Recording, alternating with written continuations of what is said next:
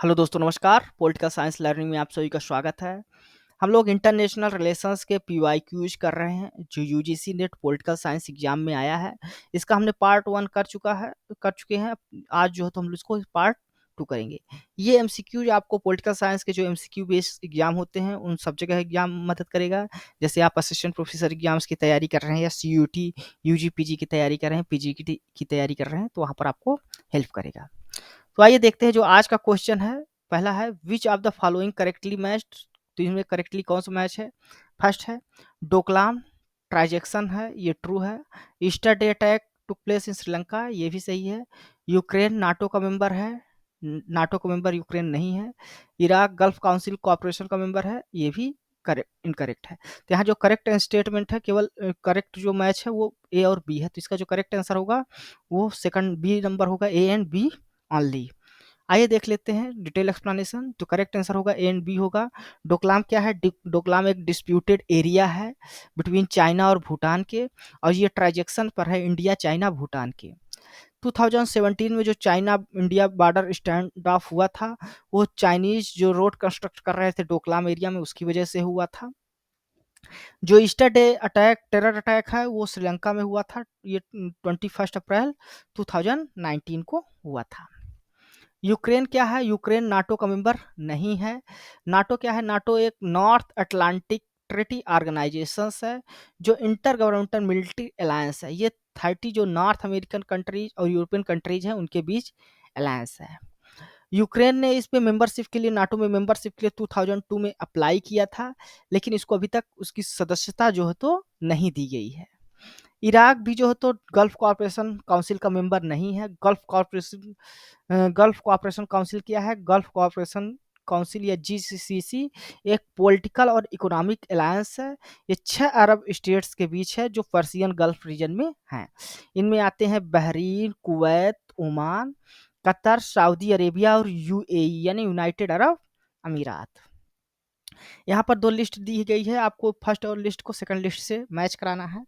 तो millennium development goals 8 goals तय किए गए थे यूनाइटेड नेशंस के द्वारा 2000 में, जिनमें पावर्टी और हंगर आपका आता है। तो ये इसका जो तो ए का फोर्थ हो जाएगा।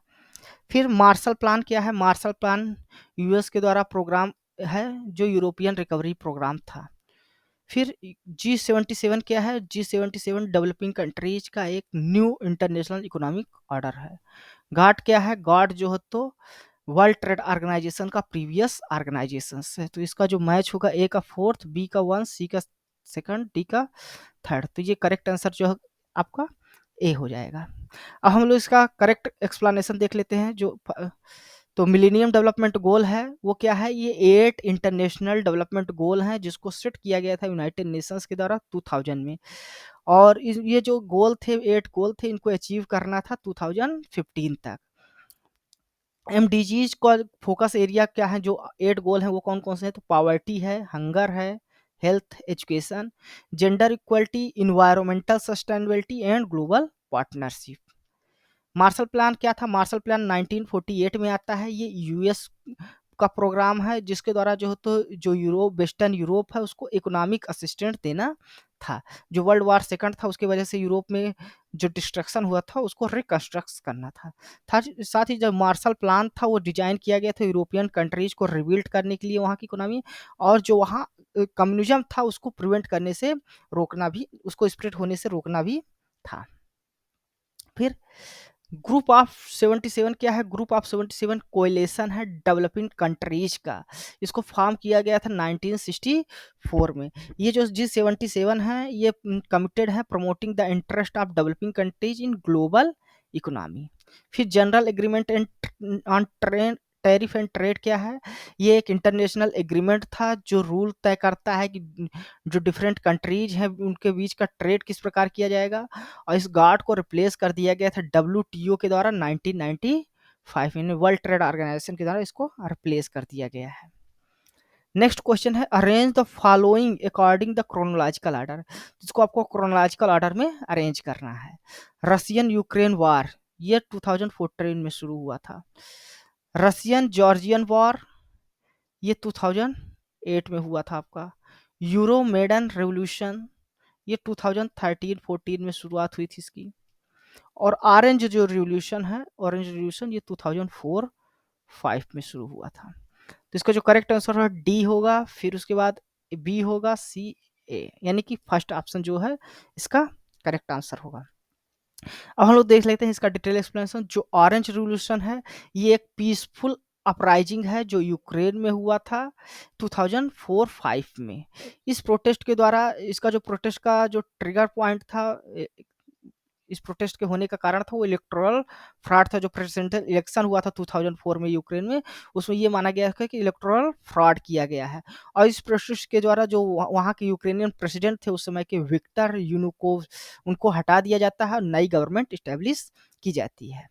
रशियन जॉर्जियन वॉर क्या है? रशियन जॉर्जियन वॉर रसिया और जॉर्जिया के बीच हुआ था 2004 में। फिर यूरोमेडन रिवॉल्यूशन क्या है? यूरोमेडन रिवॉल्यूशन एक सीरीज ऑफ प्रोटेस्ट है जो शुरू हुआ था 2013-14 में।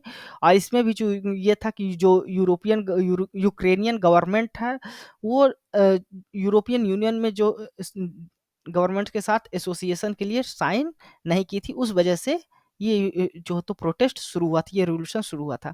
और इस प्रोटेस्ट की वजह से जो यूक्रेनियन के प्रेसिडेंट थे विक्टर यूनुकोव, उनको जो है तो हटा दिया जाता है और उसके स्थान पे नई गवर्नमेंट को इस्टेब्लिश किया जाता है। रशियन यूक्रेन वार क्या है? रशियन यूक्रेन वार रशिया में और यूक्रेन के बीच 2014 में हुआ था।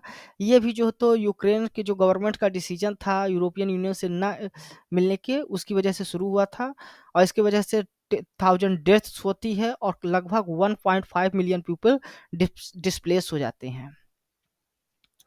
यहाँ पर असर्शन रीजन का एक क्वेश्चन है, इसको देख लेते हैं। Given below two statement, one is labelled as assertion and other is labelled as reason. तो एक असर्शन है, एक रीजन है, तो आपको उसको देखना है कि ट्रू है कि नहीं। तो असर्शन क्या है, कारण क्या है? असर्शन दिया हुआ है कथन कि hegemony is a system regulated by dominant power.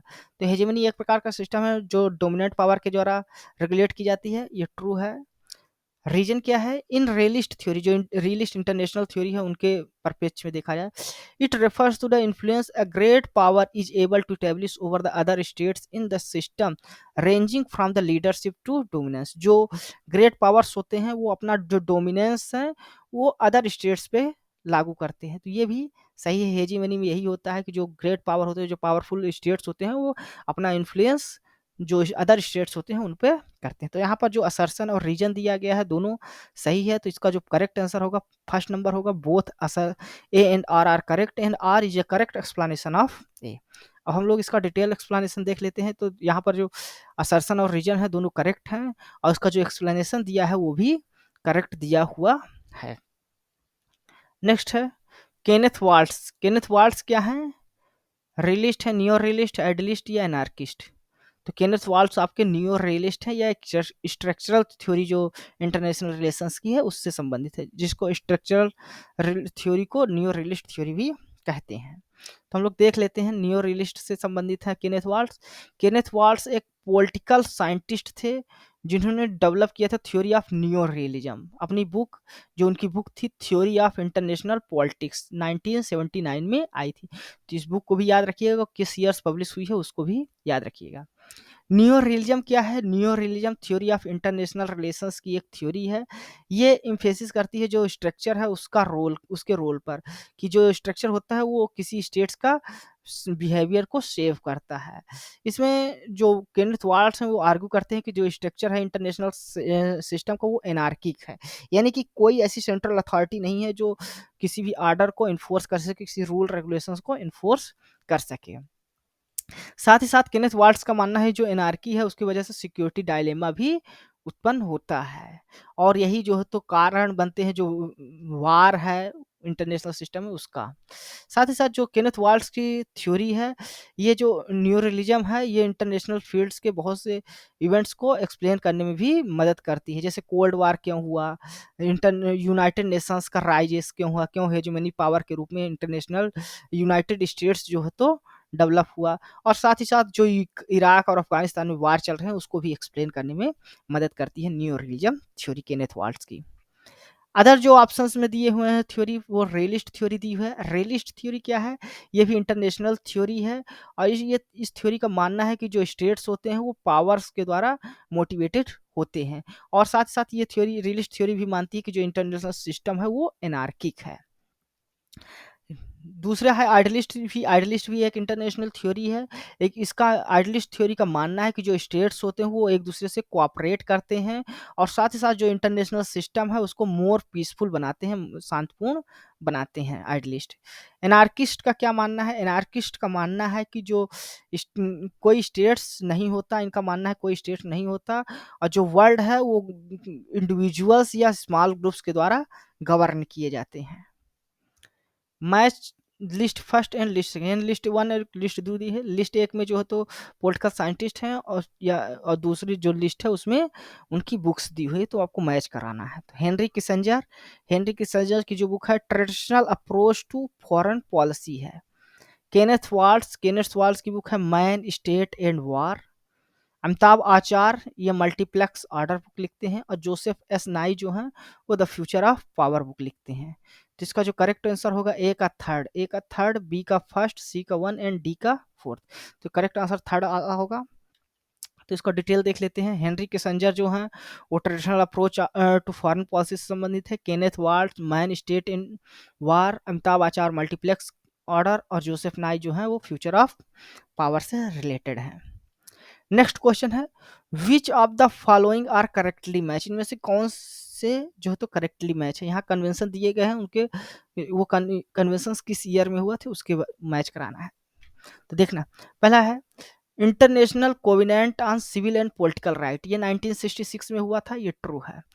Convention on rights of persons with disability, ये आपको 2006 में हुआ था, तो यहाँ 2000 दिया है, तो जो आप इसका सही होगा वो 2006 होगा। Convention on rights of child, ये 1989 में हुआ था, ट्रू है। Optional protocol on economic social right 2006 में नहीं हुआ था, ये बल्कि 2008 में हुआ था। तो यहाँ जो करेक्ट दिया हुआ है ये केवल यहाँ पर ए और सी वाला जो है तो करेक्ट आंसर होगा। तो यहाँ पर हमको करेक्ट चूज करना था, तो आपका जो करेक्ट आंसर होगा वो सेकंड नंबर होगा, ए एंड सी ऑनली।